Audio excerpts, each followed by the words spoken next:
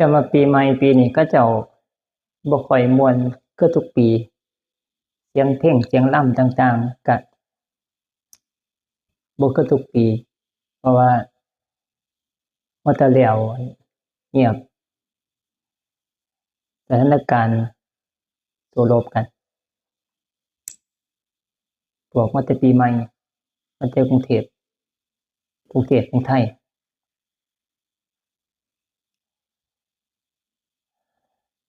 มื้อนี้ไปเผาอันนั้นเผาอันสร้างป้อมโฆษณาสร้างป้อมมื้อเช้านี้เว้าเข้าใจว่าเอามานอนสวดอภิธรรมคืนเดียวถามครูบาเจ้าสวดครบ3คืนอยู่ประกาศครูชมเชยเลาอันเว้าอันพิธีกร3คืนเสียแต่วันที่30 31นี่สวด31นี่สวดเริ่มสวดฮอดวันที่2ก็เป็น3คืนมื้อนี้ก็วันที่3พอดีเผาเป็นอันว่าสวดครบ3คืนอยู่ครบ3คืนพอวันที่3ถึงวันพระพอดีมื้ออื่นก็หงายพระเขามื้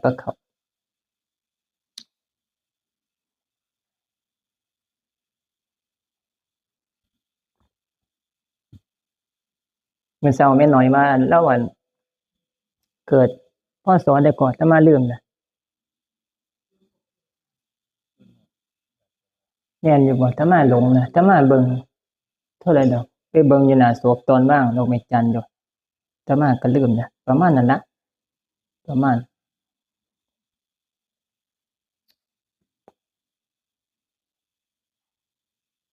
อายุบ่ทันหลายบ่ทันเต็มที่โอ้อาตมาเคยได้ยินหลวงพ่อประถมเพิ่นเว้าตั้งแต่สมัยแต่เพิ่นมาอยู่บ่ทันโดนจำพรรษาจังถ้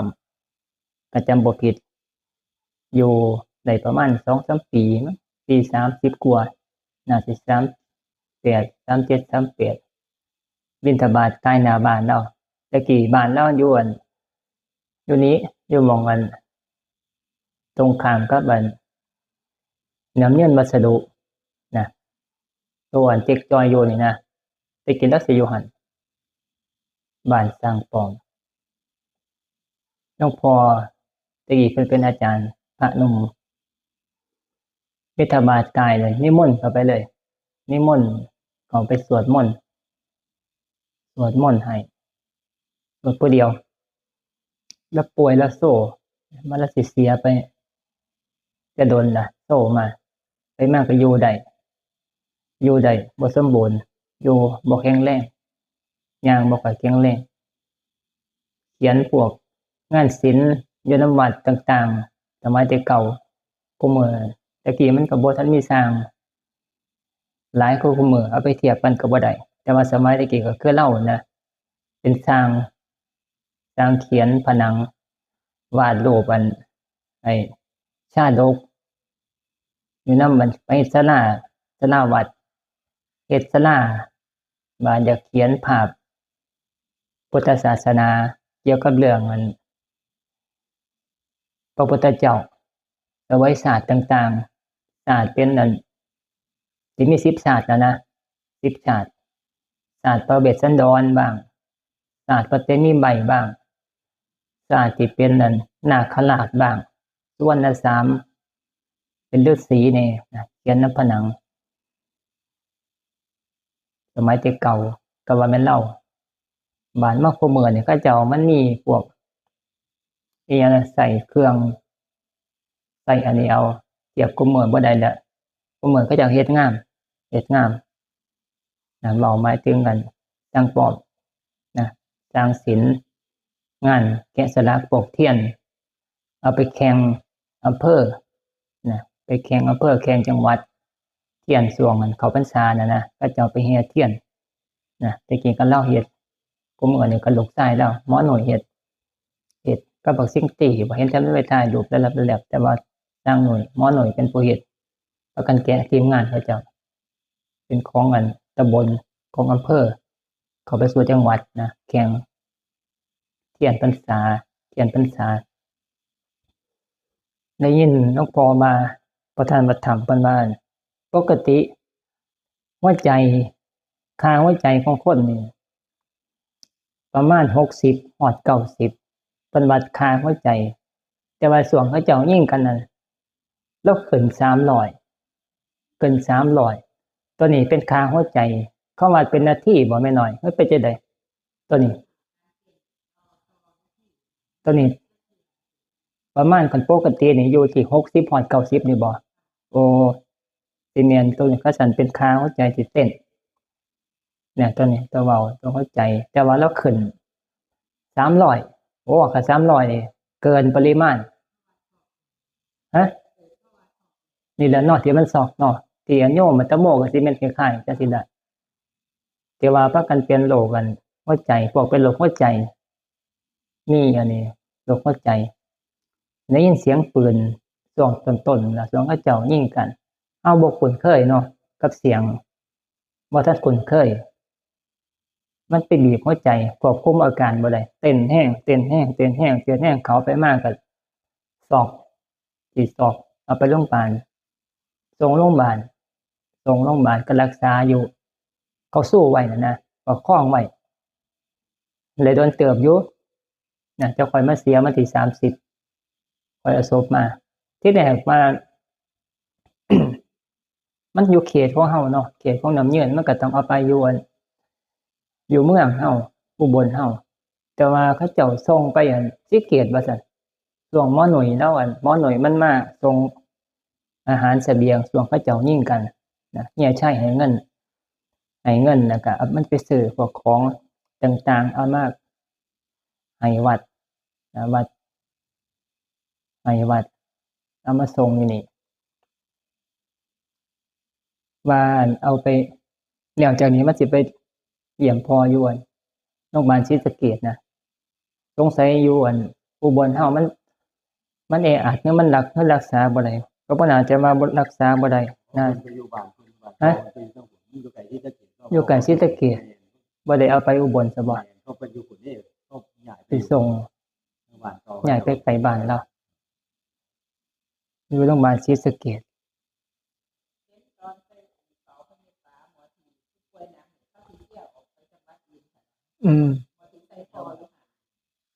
พอย้ายไป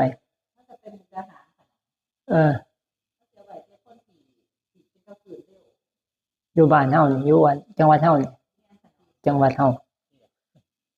ฮะ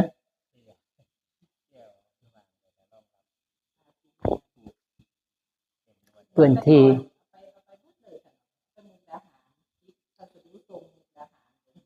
อ๋อส่งไปบนคลีส่งไปหม้องที่มัน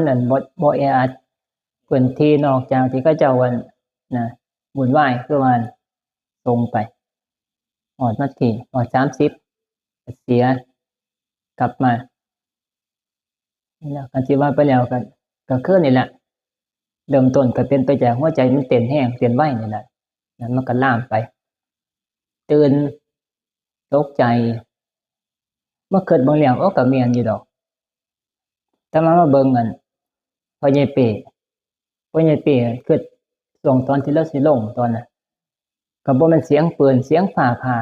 นะมาคิดเบิ่งแล้วโอ้แม่นอีหลีเนาะพวกเขาเจ้าเป็นโรคขวัญอ่อนพวกอันนี้มามันก็ได้ยินเสียงโดยที่บ่ได้ตั้งใจนี่มันสิช็อกไปเลยน็อกไปเลยนะเฮ็ดให้สามารถที่จะล้มหมอนนอนเสื่อแล้วก็ป่วยไปเลยจังซี่นะบางคนนี่ก็อาจจะตายไปเลยก็ได้บางคนก็โซ่ไปเลยจังซี่นะหัวใจมันช็อกนะตกใจง่ายของพ่อใหญ่เป้แล้วสะดุ้งเลยน่ะเสียงปืนดังแต่ละบาดต่อมแล้วกึกขึ้นโลดจังซี่นะโอ้คันแนวนี้ก็เป็นตาย้านอยู่นะคันบ่แก้ไขนะมันเป็นมันติดมาแต่เกิดบ่แม่แอมหรือมันเกิดความหวาดเสียวในการใช้ชีวิตแต่ละช่วงแล้วมันติดใจมันเลยบาดติดใจอืม ฟ้าผ่านี่ก็ช็อกเสียงปืนแห่งหนักปืนมันบีบหัวใจย้านโยมมื้อนั้นคือกันเห็นครูบาเจ้าเว้าจนเราหายเมื่อช่วงเขาเจ้ายิงกันโยมว่าคันอาตมาจำบ่ผิดว่ามันเมียทิดปอนบ่ไปจัดจังหันยามมื้อเช้านั่นนะเขายิงกันแล้วก็สั่นเบิดฮะโอ้แล้วเป็นโรคหัวใจโอ้แม่นอีหลีล่ะค่ะซั่นเมียทิดปอนนั่นล่ะค่ะซั่นบ่คันปกติแล้วก็บ่เป็นหยังปกติก็คันบ่มีเสียงปืนนี่ก็คือธรรมดาอยู่แต่ว่าเสียงปืนดังขึ้นบ้านสั่นเบิดน่ะสั่นจนควบคุมเจ้าของบ่ได้เลยจัดกับข้าวอยู่มือปึ๊บๆๆเลยครูบาเจ้าย้านเราช็อกใส่อยู่หั่นนะก็เลยให้เลาเมื่อนะกลับเมื่อซาว่าซั่นนะตื่นเสียงปืนนะหัวใจพวกโรคหัวใจใจใจอ่อนผู้ใดเป็นแน่อยู่นี่ พ่อใหญ่เป้ผู้หนึ่งเป็นอายุเราขึ้นมาคันเว้าตามอันนี้เนาะคันแม่นอันนี้ต้องแก้ตอนยังมีชีวิตอยู่นี่สามารถแก้ได้นะอาศัยการปฏิบัติธรรมภาวนานี่แหละให้มันถึงนะการเทศน์ซ้ำหนึ่งมันก็บ่ถึงนะมันเป็นการแก้จุดบกพร่องของแต่ละคนตัวนี้มันเป็นอาการผู้ที่ขวัญอ่อนคือพ่อใหญ่หลายนี่นะผู้หนึ่งมันบ่แก้นี่ก็ชาติหน้ามาก็สิมาเป็นคือเก่านะเพราะว่ามันของที่แก้บ่ได้มันตายข้ามภพข้ามชาติไปแล้วกลับมาก็ปัญหาตัวเก่านะเห็นบ่ที่เขาเจ้าว่าเฮ็ดให้แก้กิเลสตัณหาเจ้าของนี่คันมันเบาบางไปชาติหน้ามันก็แก้ต่อไปอีกนะหมายถึงมันต่อจากของเก่าจังซี่นะคันของเก่าแก้บ่ได้ไปชาติหน้าคันได้มาอันนี้ก็ต้องแก้ของเก่านะไปคือเก่านะสิเกิดว่ามันสิเปลี่ยนเกิดชาติหน้ามาสิยกเครื่องใหม่มันก็บ่ยกเครื่องใหม่ก็ไปต่อของเก่านะจังว่าผู้ใดอยากแก้ไขนะเกี่ยวกับเรื่องจุดอ่อนเจ้าของนี่ต้องมีทางเดียวนะคือปฏิบัติแก้เปลี่ยนนิสัยที่เคยเป็นต้องเห็นเจ้าของซะก่อนเจ้าของสิแก้ได้คันบ่เห็นเจ้าของนี่ก็แก้บ่ได้นะแก้บ่ได้ต้องเห็นเจ้าของแล้วอาศัยการฝึกหัดสตินี่ล่ะสติภาวนาฝึกหัดเบิ่งไปก็อาตมาเว้าศีลก่อนนี่ล่ะ ที่เกี่ยวกับเรื่องการเบิ่งอาการตกใจก็อันเดียวกันเบิดทุกอย่างนะสติคำว่าเบิ่งเจ้าของเป็นการทวนกระแสนั่นน่ะปกติคนเฮานี่ว่าแต่เกิดความตกใจมันสิจิตมันสิกระจายออกไปสู่ภายนอกสิบ่มีการเข้ามาเบิ่งอาการในร่างกายเจ้าของสิบ่เห็นเจ้าของนะปกติคนแต่ว่าสิมีเฉพาะพุทธศาสนาที่สอนให้ทวนกระแสเข้ามาธรรมะพุทธเจ้าทวนเข้ามาเบิ่งเจ้าของนะทวนเข้ามาเบิ่งมีสติรู้เจ้าของในขณะที่เกิดอาการนั้นอยู่เห็นบ่ยกตัวอย่างก็คือจังที่ว่าเกิดความโกรธขึ้นมาคันบ่แม่นพุทธศาสนานี่เพิ่นสิให้มาเบิ่งเจ้าของบ่นะบ่มีคำสอนนี่บ่มีแต่เฉพาะในพุทธศาสนาเกิดความโกรธขึ้นมานี่ก็คือจะหายนั่นแหละทุกคนสัตว์ก็ดีสิเพ่งออกไปสู่ภายนอกไปเบิ่งบุคคลสิ่งของที่เฮ็ดให้เราเกิดอารมณ์ความโกรธน่ะบ่พอใจขึ้นมาสิเพ่งออกไปสู่ภายนอกคันแม่นคนต่อคนก็ไปเพ่งบุคคลที่เฮ็ดให้เราเกิดความโกรธน่ะมีการประทุษร้ายโดยกายโดยวาจาโต้ตอบออกไปเป็นบ่ซ้ำยิงกันก็ยิงสู้กันนั่นเป็นเรื่องปกติคนและก็สัตว์ทั่วไปนะแต่ว่าบางพุทธศาสนานี่คำสอนพุทธเจ้านี่เพิ่นบ่ให้ไปสู่ภายนอกนะเกิดอารมณ์โกรธขึ้นมาปั๊บนี่นะเพิ่นให้คิดคำว่าเบิ่งสติมาเบิ่งเจ้าของ เบิ่งกายแล้วก็เบิ่งใจเจ้าของ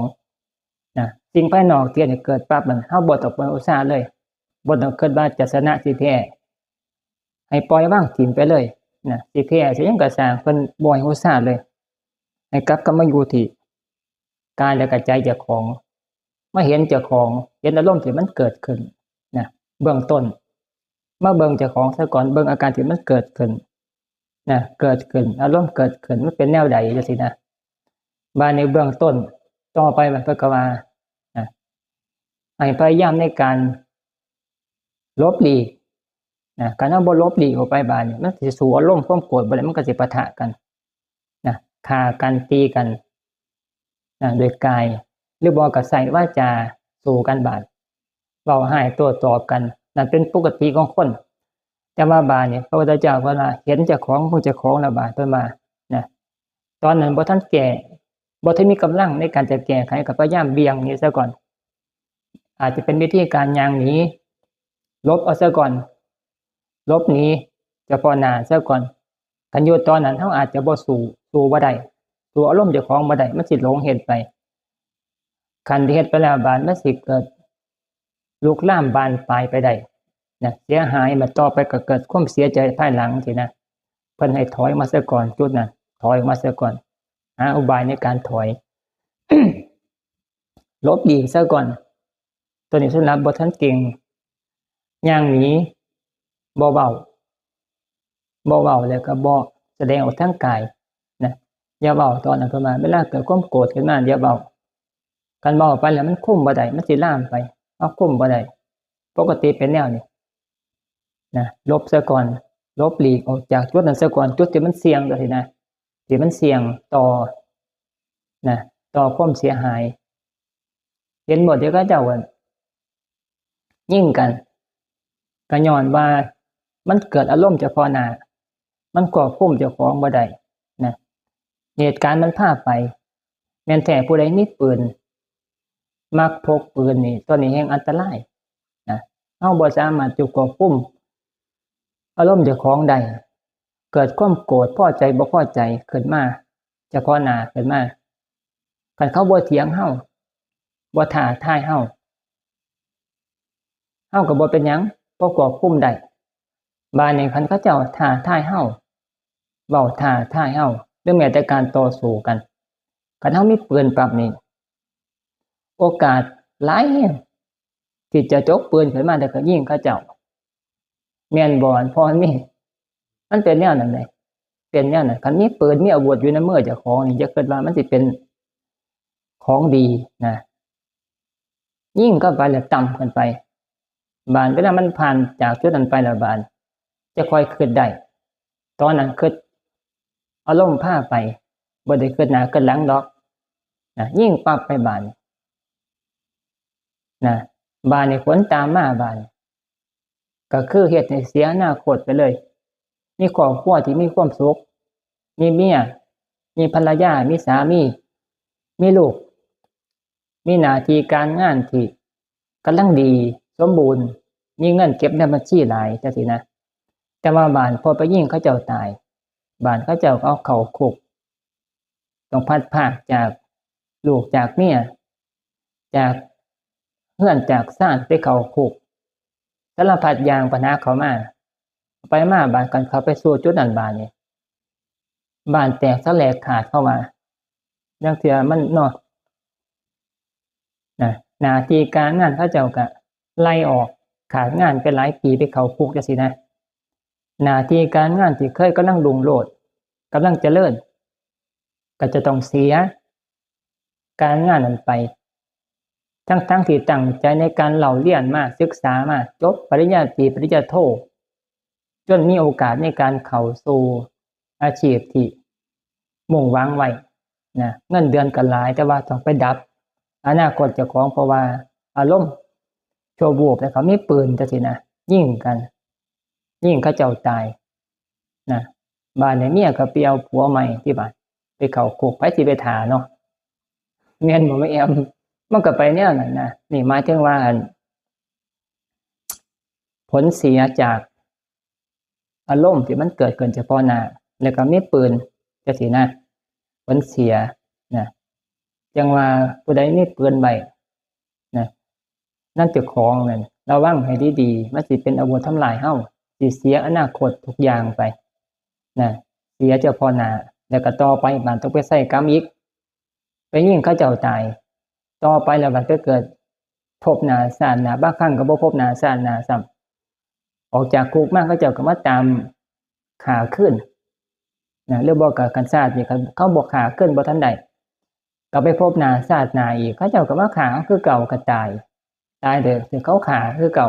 นี่ผลมันผูกพันไปจองเวรจองกรรมไปนี่เป็นเรื่องของเกี่ยวกับเรื่องการสร้างกรรมพอโทษะขึ้นมาโทษะขึ้นมา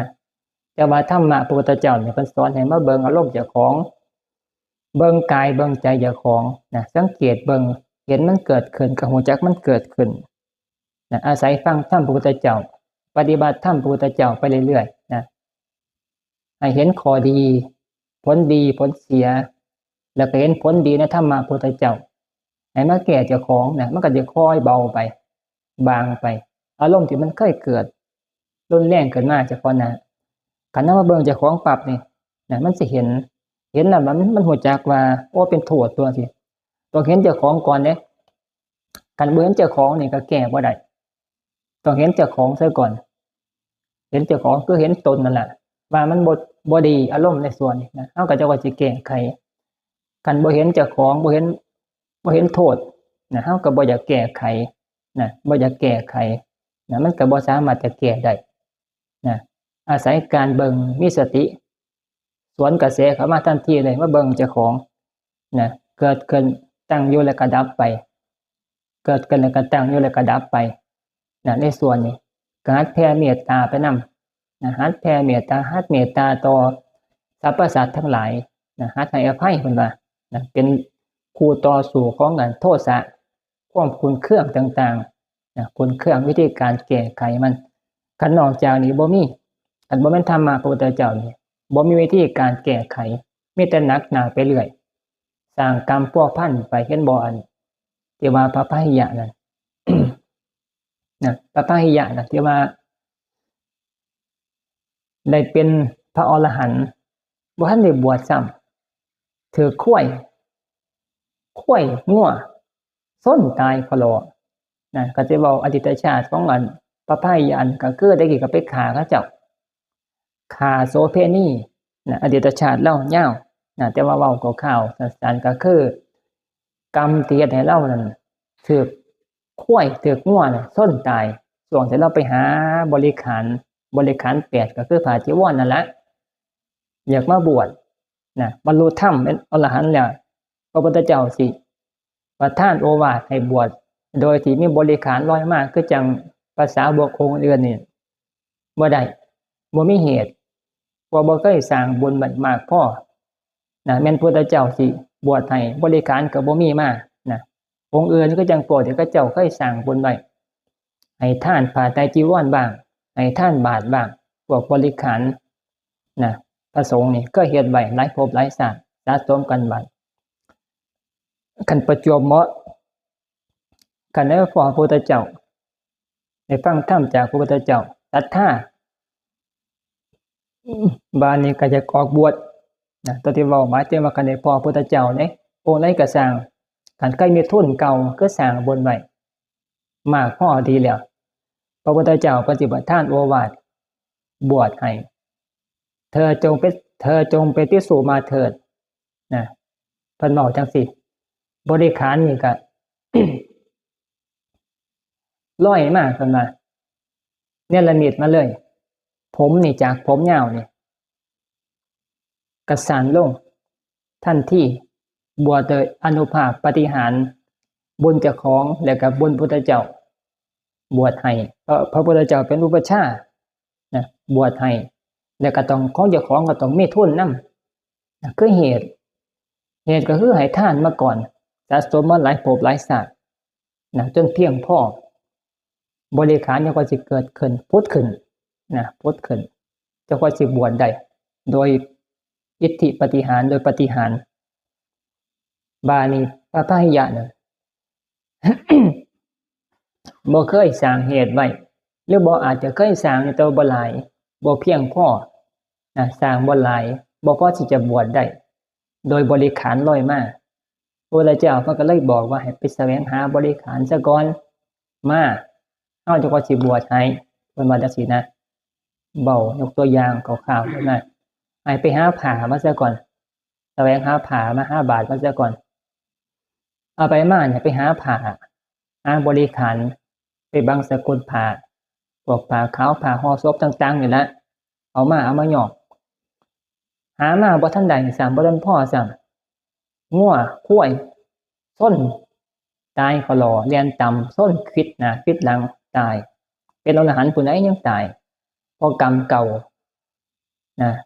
แต่ก่อนนี่ไปไปเที่ยวเที่ยวหญิงโสเภณีแต่พบก่อนศาสตร์ก่อนจักศาสตร์ใดก็บ่จักแต่ว่าเป็นกรรมเก่าพระพุทธเจ้าเพิ่นกล่าวไว้ไปเที่ยวโสเภณีนั่นบ้านเพิ่นมีเงินหลายมีทรัพย์สมบัตินี่ก็หมายถึงว่าพวกคันมาเทียบเทียมคุมื้อก็เป็นทองเป็นพวกเครื่องประดับนะหญิงโสเภณีเพิ่นมีเครื่องประดับหลายเพิ่นนั่นเพิ่นเห็นเครื่องประดับโสเภณีหลายห่อนี่ธงเนี่ยก็มีนะเราบ่ได้เอาเมียนมาประจักษ์คือด้วยเหตุใดก็บ่จักแต่ว่าฮู้แต่ว่าเห็นเครื่องประดับของโสเภณีอยากได้ที่แรกก็จ้างนอนนำเขาซื่อๆเอาไปมาบาดนี้เห็นเครื่องประดับเขาเจ้าแต่งสวยหลายแฮงมีแต่ของมีค่าจังซี่นะเจ้าของก็อยากได้มานี่ฆาตกรรมฆ่าผู้หญิงผู้นั้นฆ่าโสเภณีผู้นั้นเอาทรัพย์สมบัติเขาเจ้าบ้านนี้ก่อนที่โสเภณีจะตายอาฆาตหมายเวียนไว้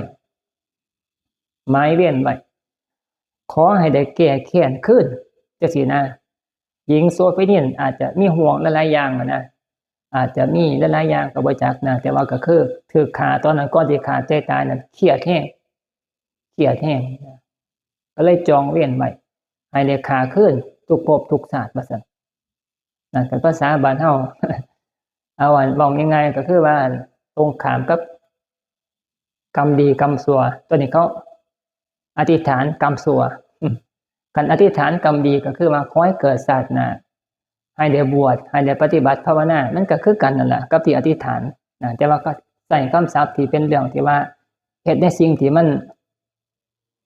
บ่ดีกรรมบ่ดีเพิ่นว่ามันเป็นผูกเวรจองเวรอาฆาตไว้คันเว้าในส่วนที่เป็นลักษณะที่ว่าเป็นการอธิษฐานหรือว่าจองกรรมดีก็เรียกว่าอธิษฐานอธิษฐานให้ได้บวชจังซี่นะให้ได้บวชให้ได้เกิดเป็นคนจังซี่แต่ว่ามันก็เป็นลักษณะที่ว่าเป็นการผูกจิตคือกันนั่นแหละเพียงแต่ว่าอันนึงเป็นกรรมดีกรรมชั่วกรรมขาวกรรมดำตามประวัติของหลวงปู่ชอบหลวงปู่ชอบทานสโมที่เพิ่นนั่นสมัยยุคก่อนที่เพิ่นจะมาเกิดชาติปัจจุบันนี่ก่อนจะเพิ่นจะเสียชีวิตนั่นเพิ่นมา เพิ่นเล่าอยู่ในประวัติเพิ่นนะแต่กี้นั่นเพิ่นเป็นคนเมืองลาวคนประเทศลาวฝั่งแม่น้ำโขงทั้งพุ่นเพิ่นมาไหว้พระธาตุพนมพระธาตุพนมต้นนี้แหละอยู่นครพนมนี่แหละอำเภอธาตุนี่แหละธาตุพนมสร้างมาโดนสร้างมาแต่สมัยช่วงยุคแต่พระพุทธเจ้าเพิ่นมีชีวิตอยู่ประมาณหลังจากพระพุทธเจ้าเพิ่นปรินิพพานพระมหากัสสปะเอากระดูกมาพระบรมสารีริกธาตุมาก็ค่อยเสริมค่อยสร้างมาที่แรกอาจบ่ทันใหญ่อาจจะบ่ทันใหญ่บ่ทันสูงคือคุมื้อแต่ว่าด้วยความอุปถัมภ์ของพวกกษัตริย์ที่เขาเจ้ากษัตริย์นี่พวกเจ้าเมืองเจ้าเมืองสมัยที่มันก็สิเป็นเมืองเป็นอันต่างๆก็เกินกษัตริย์อุปถัมภ์บำรุงคอยเสริมคอยสร้างมาเรื่อยๆบานมาถึงยุคที่หลวงปู่ชอบมาเกิดช่วงก่อนแต่เพิ่นจะมาเกิดศาสตร์ปัจจุบันอยู่ฝั่งเมืองลาวเพิ่นมาเพิ่นข้ามมากับพ่อใหญ่หมุนศาสตร์นี่พ่อใหญ่หมุนบ่ตะมาจำบ่ผิดพ่อใหญ่หมุนมา2 คนเพิ่น นะเป็นพ่อข้าตะกี้ข้ามาเนี่ยมีเอาผ้าขาวมาท่านอธิษฐานอยู่ถาดพนมแล้วก็ท่านเงิน50 สตางค์มันว่าก็จำบ่ผิดเด้ท่านผ้าขาวว่าหนึ่งเพิ่นว่าผ้าขาวว่าหนึ่งกับเงิน50 สตางค์เอามาท่านอธิษฐานอยู่พระธาตุพนมเพิ่นอธิษฐานขอให้ข้าพเจ้าได้บวชนะขอให้ได้บวชโดยการให้ทานในส่วนนั้นนะช่วงชาติแล้วมันอาจจะมีปัญหาแล้วก็มีภาระหลายอย่างนะบ่ทันสามารถจะปล่อยวางออกบวชได้นะแต่ว่าอยากบวชแต่ชาตินั่นแหละนะก็เลยให้ทานไว้อธิษฐานว่าขอให้ได้บวชในวันข้างหน้าชาติหน้าจังซี่นะคือเกิดขึ้นมาอย่าให้มีแนวยากแม่นมีแนวยากก็สร้างขอให้จิตใจสามารถจะปล่อยวางได้ออกบวชได้นะเมื่อเกิดมาแล้วมันก็บ่ง่ายเด้เป็นคนอยู่เป็นผู้ชายอยู่นะมีโอกาสในการจะออกบวชได้ทุกเมื่อทุกวันศาสนาก็มีอยู่แต่ว่าด้วยความบ่สามารถจะสละใจเจ้าของให้มันง่ายก็ออกบวชบ่ได้นะก็เที่ยงไปแต่ผู้ชอบจังซี่นะตอนนั้นศาสนาก็มีอยู่เพียงแต่ว่าศาสนาก็มีอยู่เจ้าของก็เป็นบุรุษอยู่นะคันตัดสินใจได้ตอนนั้นออกบวชก็บวชได้แต่พุ่นล่ะแต่ว่าด้วยความ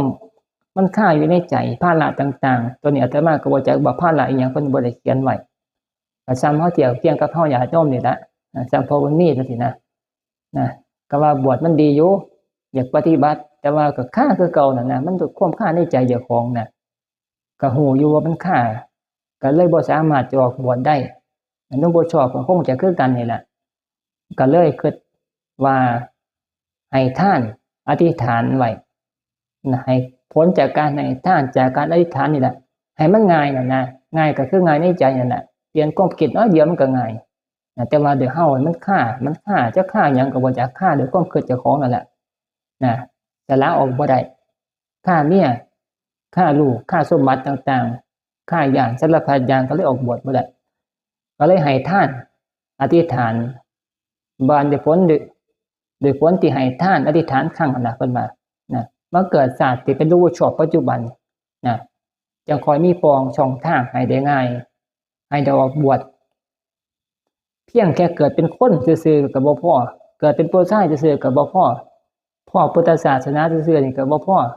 กันใจเฮาบ่ง่ายซะแล้วนั่นก็บ่สามารถจะออกบวชปฏิบัติได้บ่สามารถจะออกบวชได้นี่มาเกิดหมายถึงว่า ความง่ายความยากมันค้างอยู่ในใจนั่นน่ะเปลี่ยนความคิดน้อยเดียวแต่ว่ามันเปลี่ยนบ่ได้มาเกิดถึงมาการจะมาแก้ไขนิสัยเจ้าของนี่มันก็บ่แม่นเรื่องง่ายคันบ่เห็นเจ้าของนั่นนะในส่วนนี้หลวงปู่ชอบมันก็จะค่อยออกบวชได้แล้วค่อยได้ปฏิบัติค่อยได้ปฏิบัติตัวนี้เมื่ออ่านพออยู่บ่ อ่านพออยู่บ่ประวัติหลวงปู่ชอบตัวนี้อ๋อบ่เห็นหนังสืออีหยัง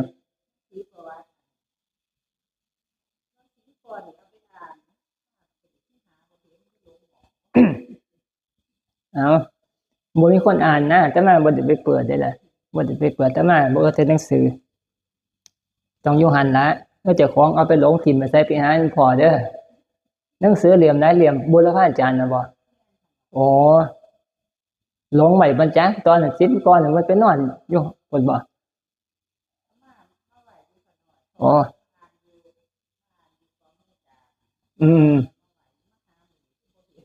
จังว่าก็จังบ่มีคนมาจะค่อยหาเบิ่งให้มันพอเบิ่งไปสิเอาไป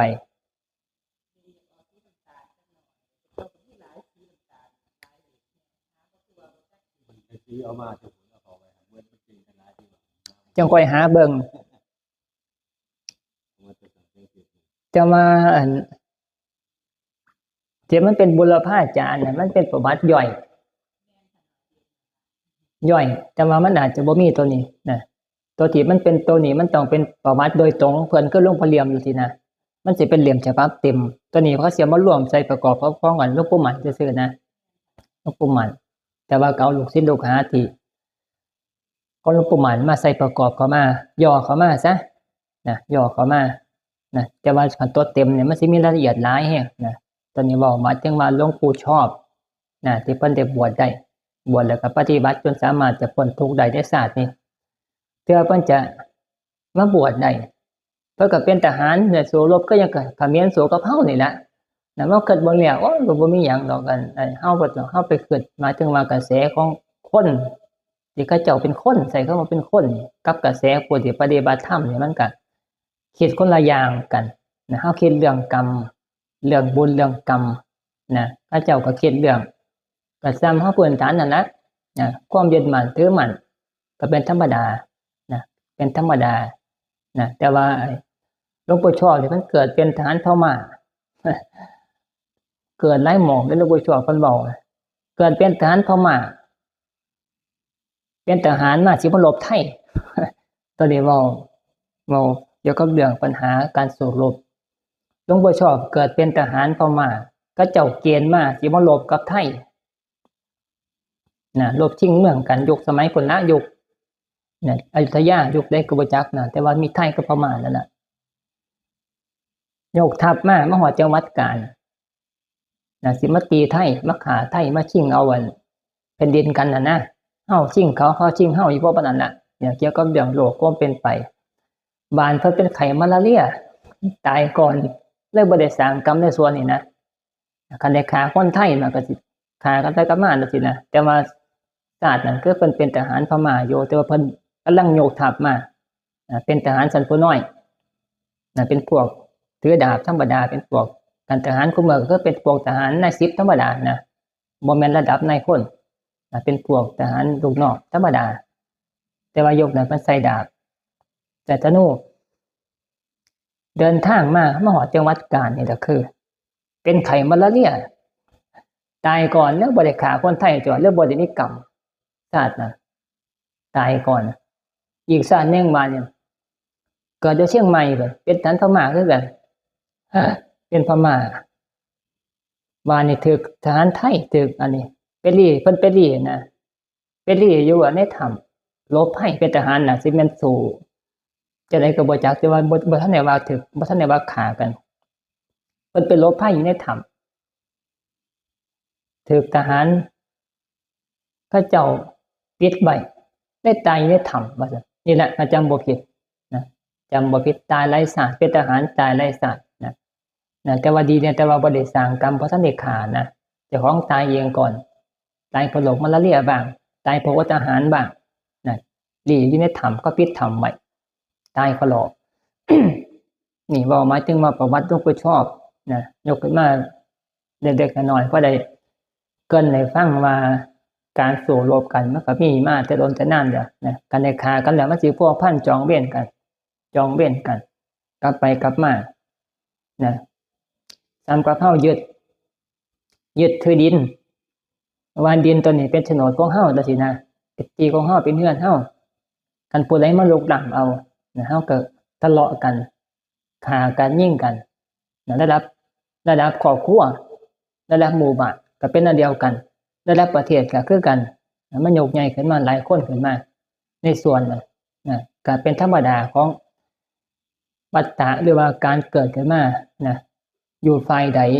เฮาก็ยึดฝ่ายนั้นว่าฝ่ายนั้นเป็นฝ่ายถูกแต่มาไปเบิ่งฝ่ายเขมรไผเขมรเขาเจ้าก็ว่าเฮาบ่เป็นคือกันเด้เขาเจ้าแปลเป็นไทยมาแต่มาก็เบิ่งหลายข้อมูลคือกัน พวกเสียมเพิ่นว่าเว้าเฮาพวกเสียมเนี่ยแปลว่าหยังว่าท่านได้เบิ่ง Google อยู่ไม่น้อยแปลว่าหยังเสียมเฮาเว้าเฮาเป็นเสียมว่าท่านได้เบิ่ง Google ว่าสิถาม Google อยู่ว่าเสียมเนี่ยแปลว่าหยังวะเขาคือว่าเฮาเป็นเสียม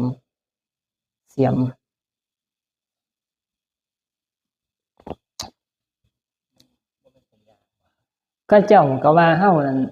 ไปแย่งประเด็นเขานะว่าเฮาไปแย่งประเด็นเขา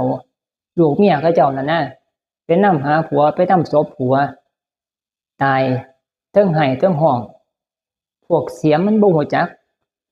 แผ่นดินเพิ่นแผ่นดินโตบ่นะเขามาลุกล้ำไปดินเฮาจังซี่นะเขาก็เจ้าก็ว่าเฮาสินะว่าเฮานะเฮาก็ว่าเขาเจ้าลุกล้ำเฮานะเอาไปมาก็มีต่างคนก็ต่างอยู่คนละฝ่ายจังซี่นะก็ว่าเจ้าของถูกเบิดนั่นแหละไผก็ดีนะสุดท้ายก็คือแย่งดินกันสุดท้ายคันตายไปแล้วก็บ่ยังหยังนะบ่มีผู้ใดได้นะในส่วนแต่ว่าก็รักษาสิทธิ์ ตามที่เขาเจ้าว่านั่นนะแต่ว่าฝ่ายที่สร้างกรรมบันผู้ใดมีส่วนในการไปสร้างกรรมก็ต้องรับผลกรรมในส่วนนี้ไปจังว่าสมัยครั้งตั้งแต่ ตั้งแต่ก่อนมาเนี่ยพวกที่เขาเจ้าเป็นกษัตริย์นะก็เจ้าสิก็จังพระนเรศวรจังซี่นะยกตัวอย่างคือพระนเรศวรคนมีบุญหลายเคยสร้างผลมากก็หลายแต่ว่าไปเกิดถูกมองเป็นกษัตริย์ก็จำเป็นต้องรับภาระของกษัตริย์นะมีการตีเมืองขึ้นจากพม่านะบางครั้งเฮาเกิดบ่ทันเนาะมาเกิดแต่ว่ามาเกิดเบิ่งมาเพิ่นน่าจะมองถึงว่านะตอนนี้บ่หมายถึงพระนเรศวรมองถึงว่าคนฟังเพิ่นน่ะคือฟังไทยถูกพม่าข่มเหงสารพัดอย่างเกิดขึ้นมาแต่น้อยก็เห็นแนวนั้นนะเพราะว่าไทยเฮามันเสียคือสยามเฮานั่นถูกพระเจ้า บ่เล่งน้องมหาบ่เล่งน้องตีเอาเป็นเมืองขึ้นได้ก็เอาเฉลยเฮาไปจับเฉลยจับประชาชนประชากรของเฮาเป็นเฉลยไปโรคแพร่ตกพัดภาคเด็กน้อยเด็กแดงสารพัดอย่างนะเกิดความพัดภาคลำบากสารพัดอย่างเพิ่นเกิดขึ้นมาเพิ่นก็เห็นลักษณะเนี่ยเพิ่นเกิดในฐานะที่เป็นกษัตริย์บ้านเนี่ยก็เห็นความลำบากของพวกประชาชนต่างๆก็อยากซอยเหลือประชาชนนะก็ซอยกันเกิดแนวเนี่ยมันก็เป็นส่วนบุญอยู่นะส่วนที่ได้สร้างประโยชน์ในส่วนที่คิดแนวนี้บ่ได้คือว่าจะไปฆ่าโดยอย่างเดียวนะกรรมมันก็บ่ได้เต็มที่กันเกิดว่าจะไปฆ่าซื่อๆนี่ฆ่าก็จะเอามวลเอามันซื่อๆนี่เป็นบาป 100% แต่ว่ากันเกิดว่าจะไปซอยเหลือผู้ที่ประชากรผู้ที่ตกทุกข์ได้ยากเถือก็เจ้าข่มเหงรังแกบางครั้งเขาเจ้าก็ข่มขืนนั่นเอาลูกเอาเมียไปเห็นสารพัดอย่างเพิ่นอาจจะเห็นแนวนี้นะยุคนั้นเฮาก็บ่จักเฮาบ่เคยเกิดในโศกยุคนั้นแม่นเกิดนี่ก็จำบ่ได้จังซี่นะถือก็เจ้าทรมานก็บ่ฮู้จัก ตัวนี้เว้าในแง่ในส่วนนี้นะเห็นแนวนั้นก็เลยมีความเกิดอยากกู้ไทยให้เป็นเอกราชจังซี่นะก็เลยหาอุบายหาวิธีในการจะชิงเอาประเทศเจ้าของคืนจากพม่านั่นจังซี่นะก็มีการสู้รบกันนะสู้กันก็จำเป็นต้องได้ฆ่าทหารพม่านะทำลายชีวิตกันนะมันหลีกเลี่ยงบ่ได้แต่ว่าบาดนี้เพิ่นฮู้ในส่วนนี้เพิ่นก็ฮู้กรรมคือกันเนี่ยเพิ่นก็ศึกษาเกี่ยวกับเรื่องพุทธศาสนาเพิ่นคือกันบาดนี้เพิ่นก็สร้างวัดเป็นตัวสวดเสยช่วยบรรเทากรรมในส่วนที่ประเทศนะสังเกตโดดกษัตริย์ไทยเฮามีพื้นฐานของไว้นับถือพุทธศาสนามานี่นะสิเป็นหน้าที่ของกษัตริย์จำต้องสร้างกรรมฆ่าสัตว์ตัดชีวิตเป็นกรรมหนักแต่ว่าเขาเจ้าก็สร้างกรรมดีเพื่อบรรเทาเขาเจ้าที่สร้างวัดธนบำรุงพุทธศาสนาซอยแบ่งเบาในส่วนที่กรรมที่ไปฆ่าคนฆ่าศัตรูนะกษัตริย์นี่สิเป็นแนวกษัตริย์ไทยเฮาเพราะว่าพื้นฐานเขาเจ้านับถือพุทธศาสนามาก็ศึกษาเกี่ยวกับเรื่องบุญบาปมากคือกันก็จำใจในการที่จะต้องประหารศัตรูต่างเมืองเลี่ยงบ่ได้เพราะว่าความยึดความติดที่ว่าเจ้าของเกิดขึ้นมาจุดนั้นนะเป็นหน้าที่ในส่วนหนึ่งนะก็เจ้าก็สร้างวัดเพื่อว่าจะมาซอยบรรเทากรรมในส่วนที่อันนี้ในส่วนนี้นะให้มันเบาบางลงนะเบาบางลงซอยคำสู้นะในส่วนนี้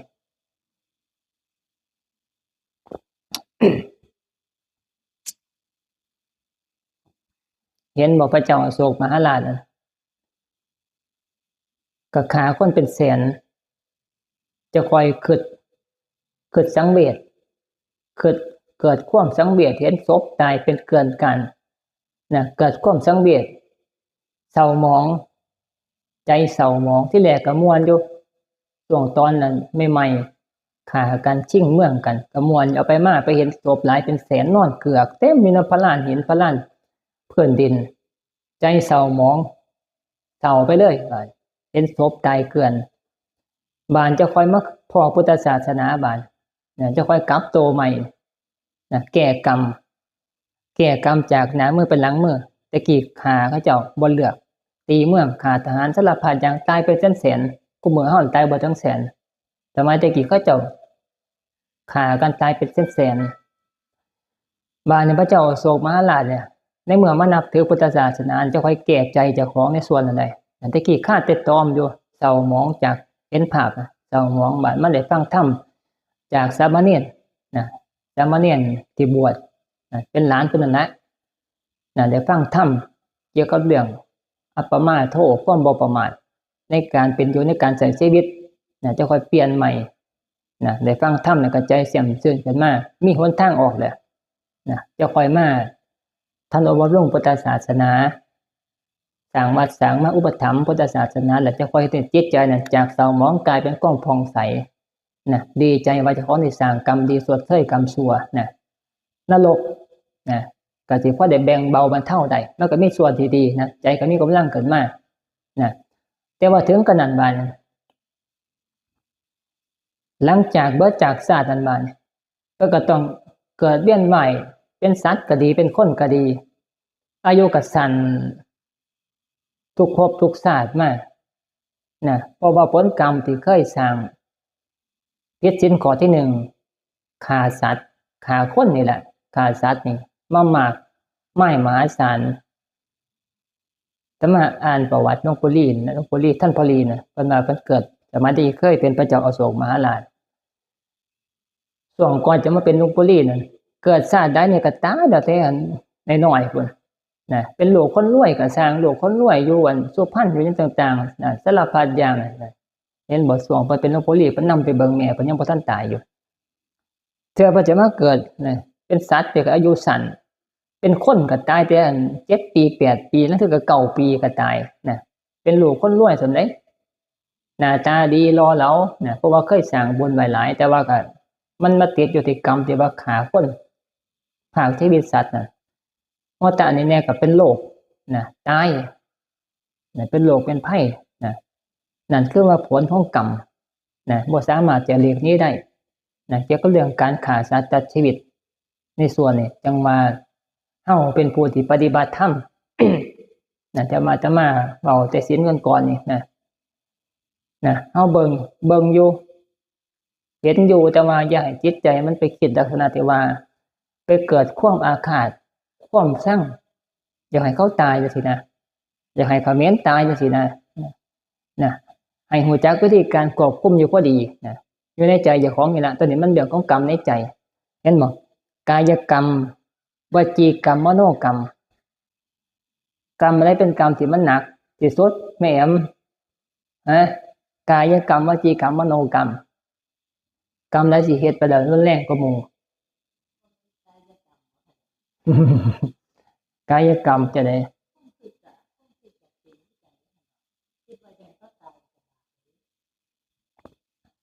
สร้างกรรมทั้งหลายเป็นกรรมที่หนักที่สุด3อย่างนี่ทวารทั้ง3ปรุ่นถามผู้ปฏิบัติธรรมมาโดนนี่นะจำศีลนี่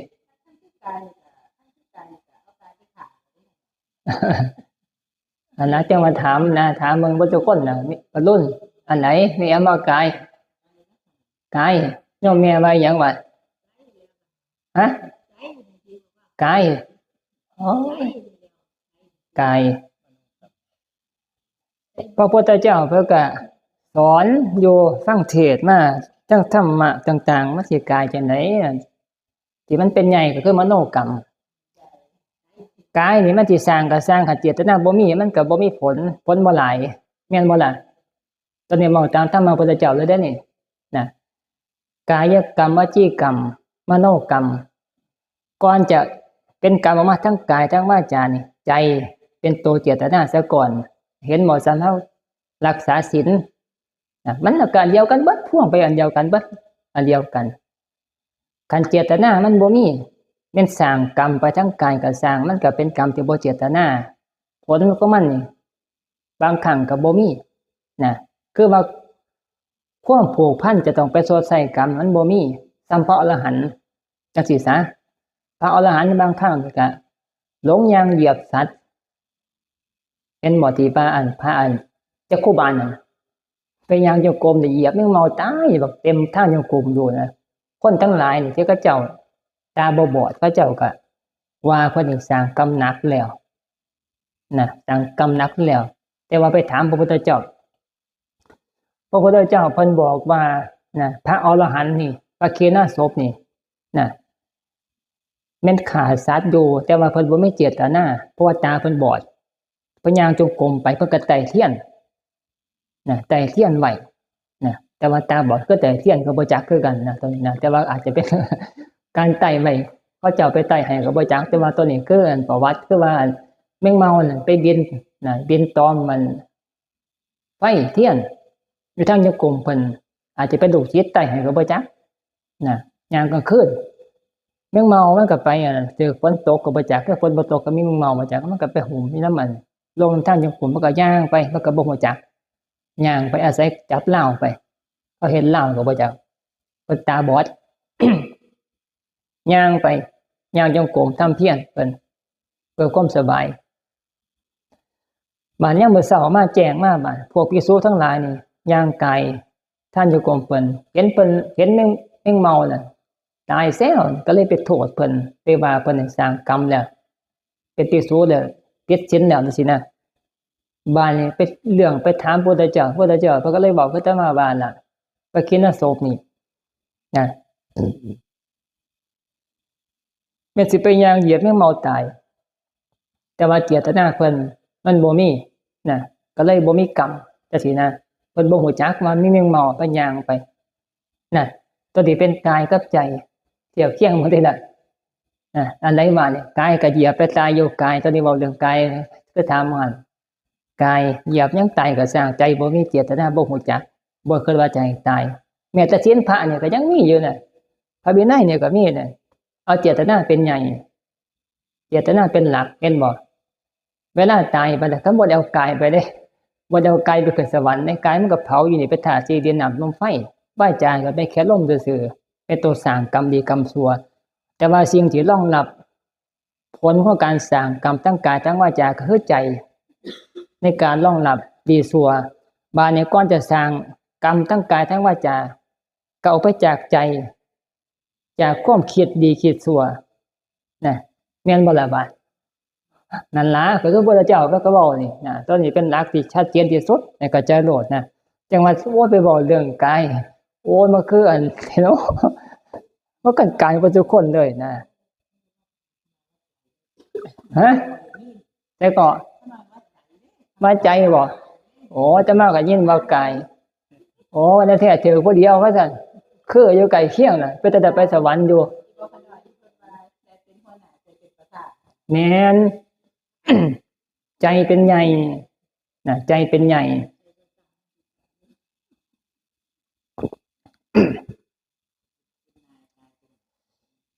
มหันว่าหัวใส่ละลงแล้วมันตัวอันไหนแม่ตัวก่อนน่ะบ่ก่อนยังเมาได้แม่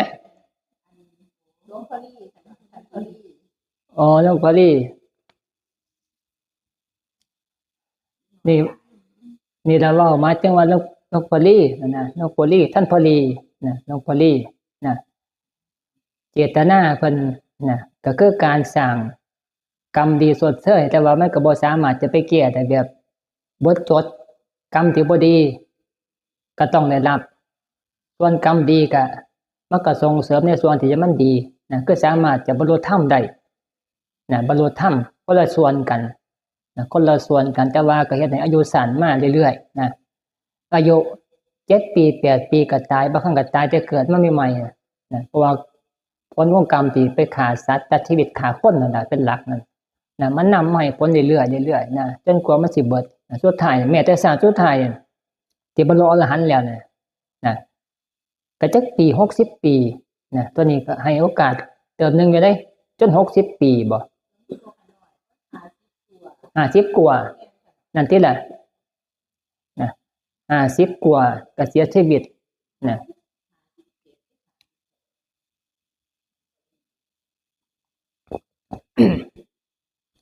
จังว่าผู้ใดอันนี้นะเว้ากลับไปสู่วันเขมรกับไทยนี่ล่ะนี่มองมันละบาดจำนั่นแหละ บอก จะมาบอกเตือนนะเว้าให้ฟังเป็นข้อมูลอีกแง่นึงนะสำหรับผู้ที่เฮาเป็นผู้ที่เข้าวัดปฏิบัติธรรมจำศีลนะอย่าหลงไปตามโลกเขาเจ้า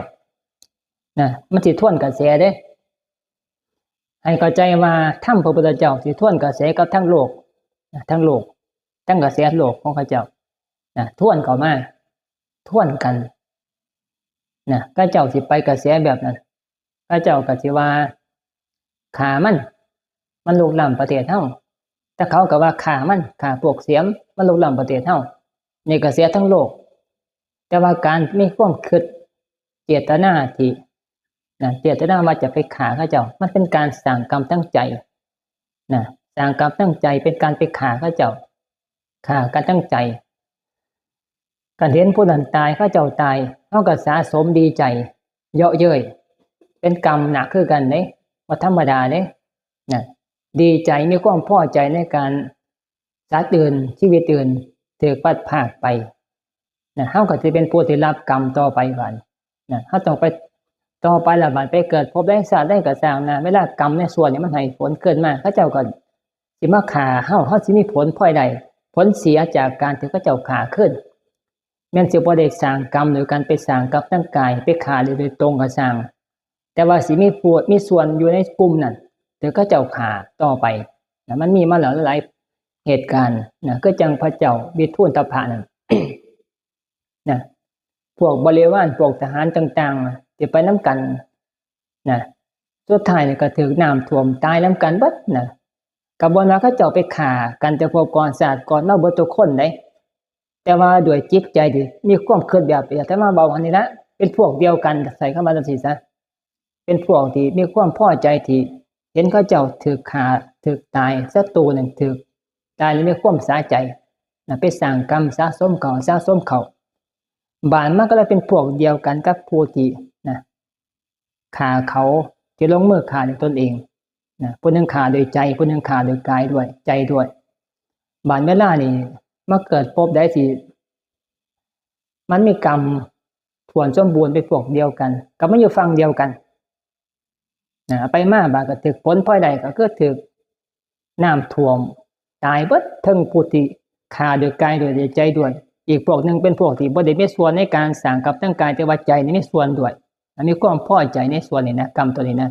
ก็เลยตายไปนํกันเบิดเลยตอนนั้นนะส่วนพวกที่บ่ได้มีส่วนผูกพันนำในส่วนนี้เป็นทหารไปนํกันอยู่ก็ตามแต่ว่าก็ไปนอนอยู่หม้องโน่นๆก็เลยบ่ตายน้ำเลยท่วมพายุสึนามินั่นบ่ท่วมทับเลยบ่ได้ตายควรก็รอดนะในส่วนตัวที่ว่าหมายถึงว่าในแง่ของธรรมะให้ฟังผู้ที่ปฏิบัติธรรมนะพยายามคิดใจเจ้าของให้มันอยู่พอดีนะอาจจะมีการลดไปบ้างตามสังคมตามโลกเขาตามที่เขาอยู่ในแผ่นดินในส่วนนี้ ก็เป็นธรรมดาแต่ว่ากายมีสติยับยั้งการว่ามันสิจะไปเกิดอย่างเขาตายจังซี่นะให้ยศไว้เบรกไว้แต่ว่าบ่ได้ไปขัดกับคนทั้งหลายฟังเจ้าของเด้ไปขัดกันนะเอาไปมากก็อยู่ลำบากนะก็บ่ได้ไปขัดเพียงแต่ว่าการแสดงออกทางความคิดนั่นในใจเจ้าของนั่นพวกเขาบ่ฮู้จักดอกนะเฮาก็เบิ่งธรรมดาอย่าไปคิดอาฆาตใหญ่เพิ่นน่ะผู้นี้ตายจังซี่นะก็แสดงมันสิเป็นบาปใส่เจ้าของแต่มาหมายถึงจังซี่นะแต่มาเบิ่งเฝ้าแล้วทุกคนญาติโยมแต่ก็เมานำธรรมดาแต่ว่าใจบ่ได้ไปคิดว่าอยากไปให้เขาเจ้าตายแต่ว่าก็เว้าคือกับทุกคนอยู่ในส่วนนี้นะเว้าเป็นเรื่องนั้นก็ธรรมดานะบ่ได้ไปว่าให้มันตายซั่นเด้นะแต่ว่าเฮาก็ใส่ความคิดตัวนี้เข้ามาเป็นจุดยืนนำในส่วนนี้ แต่มาเว้าถึกอยู่บ่หวานแม่มมันสิเป็นกรรมปานนั้นนั่นติล่ะเห็นโยมแล้วคนอยู่นำวัดโยมวัดก็แล้วเขาเจ้าก็บ่ฮู้จักเด้เสียกันฆ่ากันในส่วนนั้นมาถึงว่าจุดตัวนี้นะ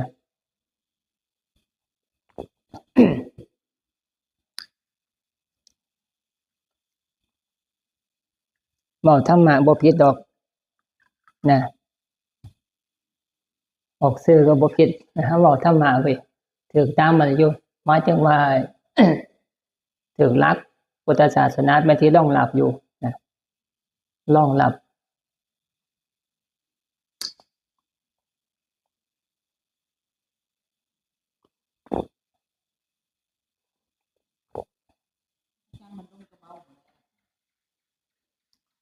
มันที่26ของมันที่29มั้งอาจารย์บ่ผิดบ่ทันเบิ่งกันอยู่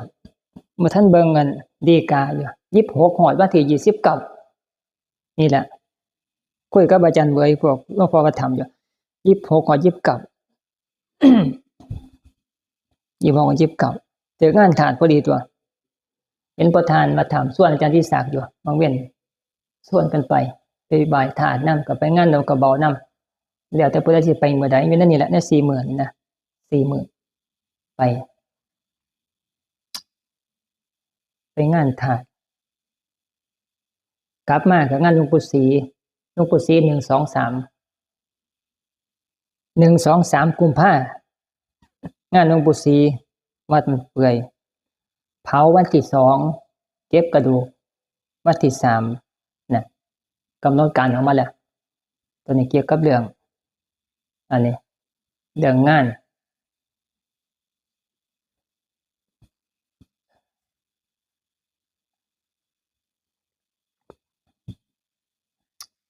นี่นะเกี่ยวกับเรื่องอันนี้วะบอกวันนี้ได้ซ้ำนี่นะเพราะได้เป็นอันประกอบกันเขานะ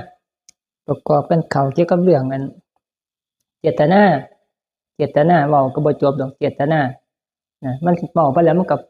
พัวพันไปอันพู้นเกี่ยวกับเรื่องเจตนาซ้ำกับเฮารักษาศีลนั่นล่ะมีออกมีมันก็ไปเกิดจังซั่นวะเวลาเจตนางดเว้นนะ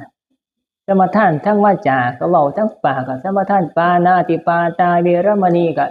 มุสาวาทาอธินาทานะก็เว้าอยู่แต่ปากคันใจบ่เฮ็ดมันก็บ่ได้ดีเด้อบ่ได้รักษาศีลเด้แต่ว่าท่านตามพระอยู่ก็สร้างเว้าใส่ไม้ก็สร้างเว้าใส่โทรโข่งก็สร้างเว้าเสียงดังบ่ได้ก็สร้าง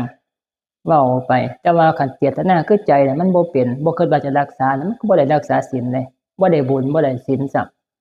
นะเห็นบ่เขาเจ้าบอกขี้เหล้าไปเว้าเวลาอยู่นำมันงานศพพระพาเว้ากันนะโมนะโมกันนะโมนะโมอยู่เด้ปานากับปานาเนาะเขาเจ้าจนพระนำพระจนจบศีล5ข้อแต่ว่าก็เว้าแล้วก็โอ๊ยเมา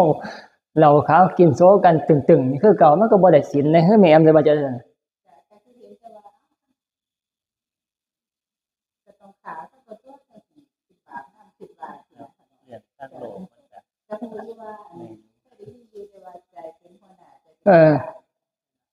อันแล้วโอ้ยมันต้องปรับเปลี่ยนหลายอย่างเด้อเฮาซ้ำกับว่าตะหลิวอันกระซ่อนเนี่ยไปซ่อนน้ำแกงเลยเด้อตอนจะบ่รู้รสชาติจำศีลมาโดนก็สร้างแต่ว่าคันเฮาบ่เข้าใจนะบ่เข้าใจเกี่ยวกับเรื่องเฮาก็สิบ่ฮู้จักซ้ำกับตะพี่เพิ่นว่าเห็นว่าตะพี่อยู่ในอันหม้อแกงแม่สิไปคลุกกับอันหม้อแกงอยู่ตะพี่ก็บ่รู้รสชาติในอันในอาหารในพวกของกินของหยังนะต้องได้กินแล้วก็สิรู้จักจังซี่นะต้องคอยศึกษาไปอีกเรื่อยๆนะเจตนาทั้งใจนะมาทั้งใจไปพอละ